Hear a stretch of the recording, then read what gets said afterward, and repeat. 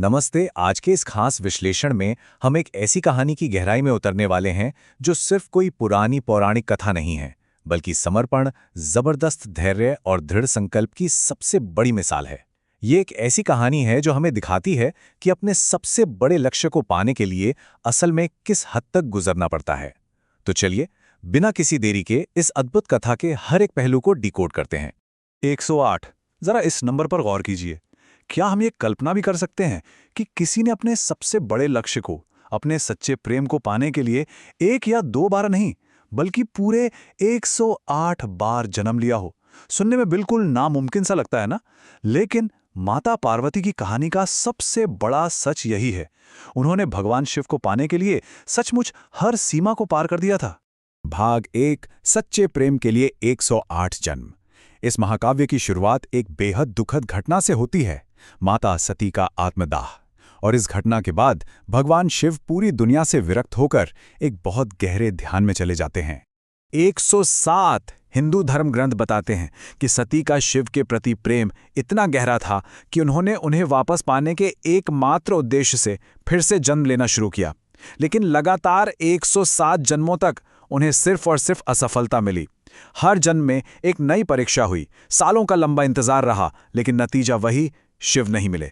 जरा सोचिए, 107 जन्मों की असफलता का वो भारी बोझ कैसा होगा। और फिर आखिरकार पड़ाव आता है 108वें जन्म का। इस बार उनका जन्म हिमालय के राजा हिमावन की बेटी के रूप में हुआ और उनका नाम रखा गया पार्वती। बचपन से ही पार्वती के मन में भगवान शिव के लिए एक ऐसा गहरा जुड़ाव था जिसे शब्दों में नहीं समझाया जा सकता। ये कोई साधारण आकर्षण नहीं था, ये पूरी तरह से नियति थी, एक ऐसा अदृश्य धागा जो उन्हें शिव की ओर खींच रहा था, भले ही शिव दुनिया से पूरी तरह अलग थलग क्यों ना हो। जब नारद मुनि ने आकर पार्वती को उनकी असली पहचान से रूबरू कराया तो उन्होंने साफ कर दिया कि पार्वती कोई साधारण स्त्री नहीं है। वो वही सती हैं जिनका हर जन्म सिर्फ और सिर्फ शिव के लिए हुआ है। नारद मुनि ने उन्हें आगाह भी किया कि ये रास्ता बिल्कुल भी आसान नहीं होने वाला है। और फिर उन्होंने पार्वती को वो शक्तिशाली महामंत्र दिया, ओम नमः शिवाय। ये सिर्फ कुछ शब्द नहीं थे, बल्कि ये वो असीम ऊर्जा थी जो इस मुश्किल सफर में उनका मार्गदर्शन करने वाली थी। भाग 2, कठोर तपस्या का मार्ग।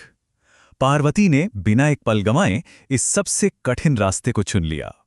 उनके इस सर्वस्व त्यागने की प्रक्रिया को देखकर कोई भी हैरान रह जाए। शुरुआत में उन्होंने सभी सुख सुविधाओं का त्याग कर दिया और सालों तक केवल फल खाकर अपना जीवन बिताया। फिर जैसे जैसे दशक बीतते गए, उनका आहार सिर्फ सूखे पत्तों तक ही सीमित रह गया। इसके बाद सदियों तक उन्होंने केवल जल ग्रहण किया और अंत में जल और हवा तक का त्याग कर दिया। अपने ही शरीर को धीरे धीरे उसकी हर बुनियादी जरूरत से वंचित करने का यह सिलसिला उनकी असीम आध्यात्मिक ताकत को दिखाता है। इस असीम और कठोर उपवास का ही परिणाम था कि उन्हें एक नया नाम मिला, अपर्णा। अपर्णा का मतलब है वो जिसने पत्ते तक खाने छोड़ दिए हों।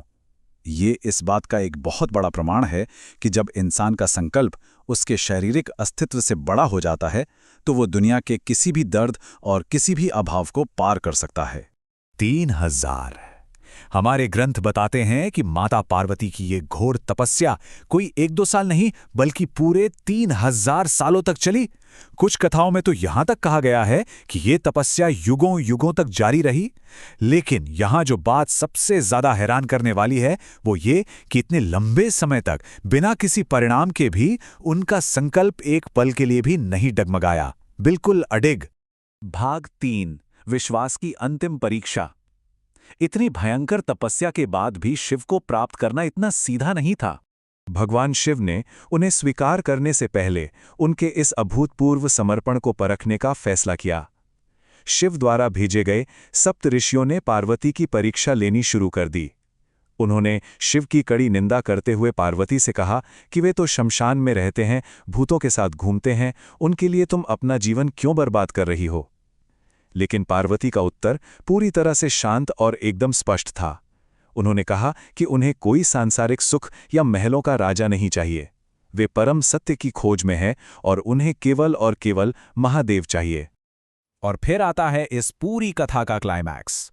स्वयं भगवान शिव एक वृद्ध ब्राह्मण का रूप धारण करके पार्वती के सामने आए। इस बार इस ब्राह्मण रूपी शिव ने खुद अपनी ही बुराई और निंदा शुरू कर दी। ये सब सुनकर पार्वती का क्रोध 7वें आसमान पर पहुंच गया। उनकी गहरी निष्ठा जाग उठी और उन्होंने ब्राह्मण से एकदम स्पष्ट कर दिया कि अगर शिव नहीं तो उनके लिए इस जीवन का भी कोई मोल नहीं है। ठीक उसी भावुक क्षण में वो वृद्ध ब्राह्मण का रूप अचानक विलीन हो गया और भगवान शिव अपने असली दिव्य स्वरूप में प्रकट हुए।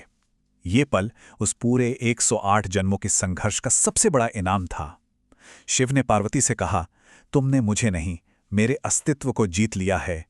ये वो क्षण है जो दर्शाता है कि पार्वती के असीम समर्पण ने वैरागी शिव को भी प्रेम और सृष्टि की ओर लौटने पर मजबूर कर दिया। भाग 4, अटूट समर्पण की सीख। अब सवाल यह है कि हजारों साल पुरानी इस कथा का हमारे आज के आधुनिक जीवन में क्या मोल है? आज की हमारी सोच और पार्वती के मार्ग की तुलना हमें सच में सोचने पर मजबूर कर देती है। आज हम एक बार किसी चीज में फेल होते हैं और तुरंत हार मान लेते हैं, जबकि पार्वती ने 108 जन्मों तक हार नहीं मानी। हम आज 3 महीने किसी रिजल्ट का इंतजार नहीं कर पाते और वहां 3000 सालों का उपवास था। हम जरा सा दिल टूटने पर अपने बड़े सपनों से भागने लगते हैं, लेकिन उन्होंने अपने लक्ष्य का लगातार पीछा किया। ये कहानी हमें दिखाती है कि असल लचीलापन यानी रियल रेजिलियंस क्या होता है। इस पूरे विश्लेषण की सबसे बड़ी सीख यही है कि भगवान शिव ने पार्वती को उनकी बाहरी सुंदरता के लिए नहीं, बल्कि उनके असीम समर्पण के लिए स्वीकार किया था। याद रखिए, जीवन में कोई भी बड़ी सफलता या सच्चा प्रेम कभी भी आसानी से नहीं मिलता। जो चीजें सच में मायने रखती हैं, उन्हें पाने के लिए तपस्या यानी मेहनत और बलिदान की आग से गुजरना ही पड़ता है। तो इस पूरी कहानी को गहराई से समझने के बाद अंत में ये एक बहुत बड़ा सवाल हमारे सामने आता है, क्या सच्ची सफलता तुरंत मिलने वाली जीत में है, या फिर अटूट समर्पण और संघर्ष की उस आग में? अपने लक्ष्यों, प्यार और अपनी नियति को लेकर हमारा क्या नजरिया होना चाहिए, इस पर गहराई से विचार करने की आवश्यकता है। आज के इस विश्लेषण में बस इतना ही। सीखते रहें और अपने लक्ष्यों की तरफ पूरे समर्पण के साथ आगे बढ़ते रहें।